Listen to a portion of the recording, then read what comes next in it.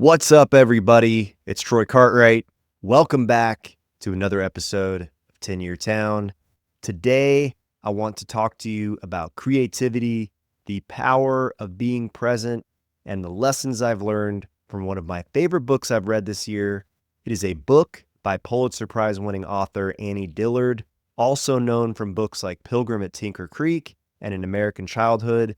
And in The Writing Life, she talks about the creative process and all the magic within it. I love this book, and I think y'all are going to love this episode. Stay tuned. Thanks.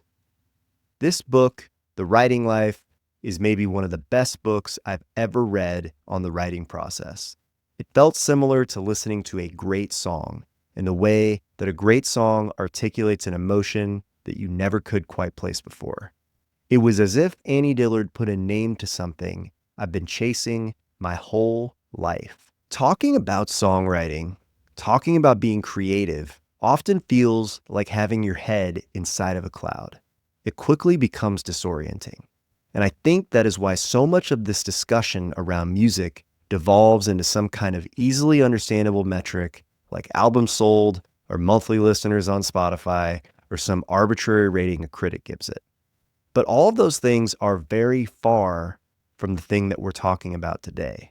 What we're talking about today is that compulsion, the chasing of that unattainable perfection, and The Writing Life captures that feeling better than any book I've ever read on the subject. It's a bunch of little vignettes about what it takes to be great, and it sort of dips a few times into a mystical element. But I think there is so much value here. Anybody that is interested in songwriting or really any kind of creative pursuit would get so much from reading this book, and it really drove home for me a lot of the things that I've been focusing on lately, namely trying to be more present. In the last year or so, I've encountered a lot of things that have changed me. There was this interview that we did here on this podcast with Stephen Wilson Jr. I believe it was last summer or fall, and I asked him what his best advice was. And he said, slow down. Literally, I think the key to music is slowing everything down because you can always speed it up. From playing a scale to thinking about what you want to say and how you want to say it, there's no race to the finish line. There's no race to write a song. Slow down and figure out what you want to say. Slow down and listen. And I think he's right. Slowing down is one of the keys to finding the thread of the thing that will pull you forward to where you really want to be. And slowing down and being more deliberate has not only changed my career, but it has also changed how I see the world itself.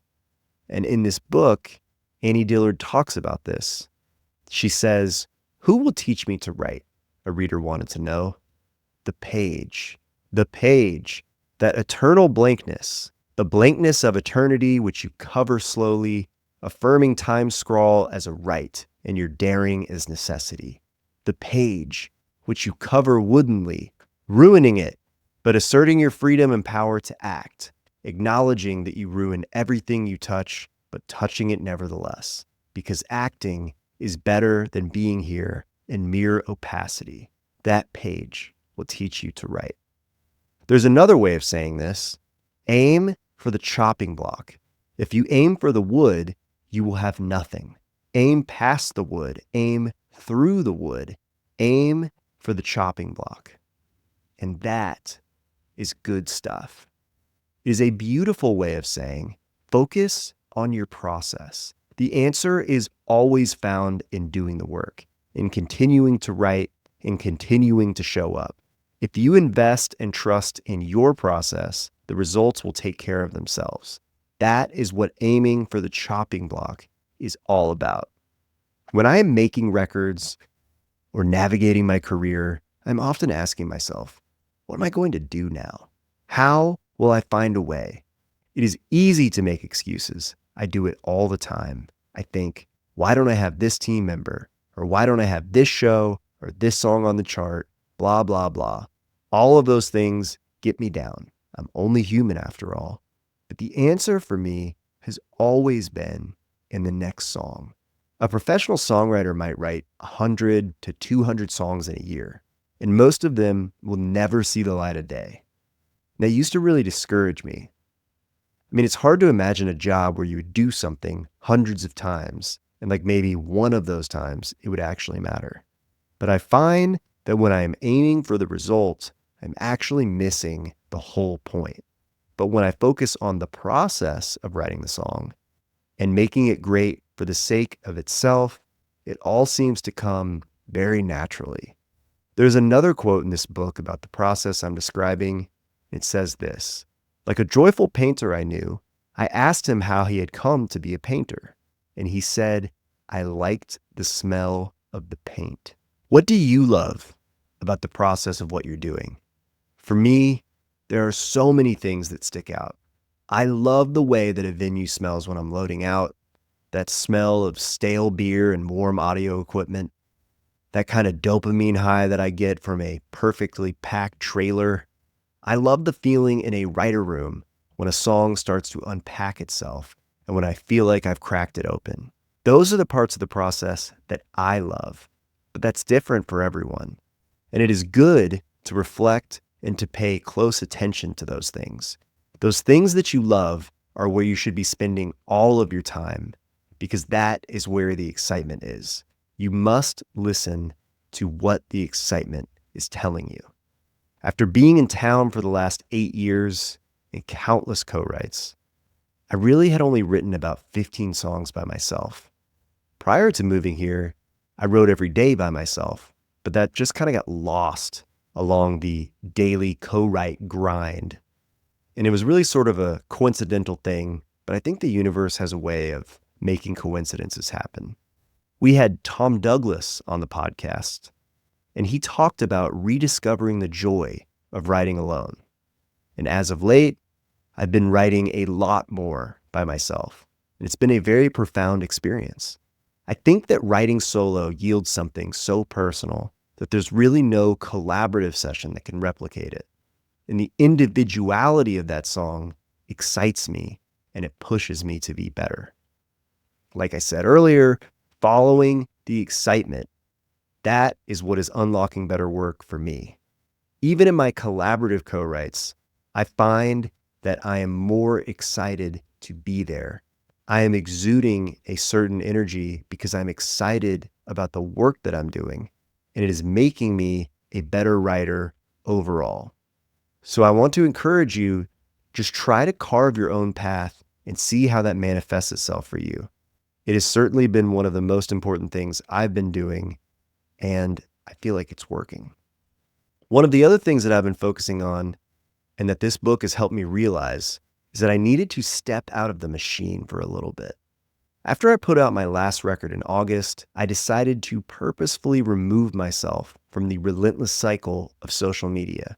I was making and posting content every day, and I'd been putting out a song every 4 to 6 weeks for 2.5 years. And after a while, what I realized was that I was just kind of flapping my arms around and not headed in any one particular direction. And yes, I was getting streams and I was making some money, but I did not feel fulfilled. I did not feel like I was headed in the direction that I ultimately wanted to go. And that really started to grate on me. And it was at this Rothko exhibit that I went to that helped me really illustrate what that feeling was. This exhibit that I saw was a retrospective on Rothko's career. And if you're not familiar with Rothko's paintings, they're these sort of bigger than human-sized canvases. They are these large color fields with rectangular blocks. It is sort of the quintessential modern art where a lot of people say, anybody could do this, which I totally understand. And it kind of reminds me of what a lot of people say about contemporary country music. But anyway, I digress. The first Rothko that I saw in person was a year before I ever went to this exhibit. I was with my wife at the Met in New York. To be honest, I didn't really want to be there, which is not unusual for me being anywhere. But there I was, just wandering around this museum, and I stumbled across this painting. It stopped me in my tracks. For me, it was like the equivalent of getting into your driveway and not wanting to turn the car off and go inside because the song that you're listening to is just so moving. It's just hitting just right. I did not want the moment to end. And seeing that Rothko painting sent me down a rabbit hole, which eventually led me to this retrospective of his career. And it was very fascinating to attend because you start kind of at this basement level. And it's early paintings, and they're good, but they're not signature Rothko paintings, right? There's like a picture of a guy on a subway. I think there was a self-portrait that he had made. Like I said, they were good, but they weren't all that interesting. But you follow the trajectory of his life through this exhibit. You move into the next room, there's basically like a placard on the wall. And it talks about how he actually quit painting for a while. He became disillusioned. And he started writing a book called The Artist's Reality, which was like a philosophy of art, but he never even put it out. But after some time away, he came back to painting. You go into the next room and you start to see the beginnings of that signature Rothko style. It's not quite there yet, but there are glimpses of it. He's on the path and he's following the trail. And you move out of that room and you go up an escalator and you enter the next room, which is the largest room in the exhibit. And it is awe-inspiring. You see some of his most famous paintings, but to me, those paintings were made so much more impressive because I was able to view the journey of all that it took for him to get there to make his greatest works. And I think it's the pursuit itself that gives my life meaning. Seeking that perfect song, that perfect sound. And in order to do that, I know I just have to slow down. It's a lesson I am very much still learning, but that is the journey that I've been on, and it has left me feeling very fulfilled. And by the way, I don't want to go any further without saying just how grateful I am to anybody who spends time with this podcast or who spends time listening to my music. I promise you, I do not ever take it for granted. If you were not sure where you were going, I'd like to offer you some encouragement that it is okay to be lost. I know there are a lot of people that listen to this podcast that maybe feel like they're on the outside looking in, that they want to be in Nashville or they have obligations that prevent them from writing as much as they want to. And all of those things are valid. I have been there myself, and a lot of times I still feel that way. But I just want to encourage you to keep going and to keep seeking out those thin places. You never know what success is going to look like, and you never know when inspiration is going to strike. And I would encourage you to seek that inspiration and seek it maybe outside of your usual spaces. Maybe go to an art exhibit or play a video game or read a book or have a conversation with somebody that you don't normally talk to. And hopefully that will spark something new for you. The Writing Life by Annie Dillard sparked a lot of things for me. And even a small spark can lead you down a long, exciting path that you never expected. I will leave you with this one last quote from The Writing Life. It references a note that Michelangelo wrote to his apprentice that was found after his death. And it said this: "Draw, Antonio, draw, draw, and do not waste time." Thank you guys so much for listening to this episode. I know it was a little bit different than one of our normal episodes, so if you made it this far, I hope you found some value in it. If there's something else you want me to cover, send me an email, troy@10yeartown.com. And that's it. That's the pod. See you later.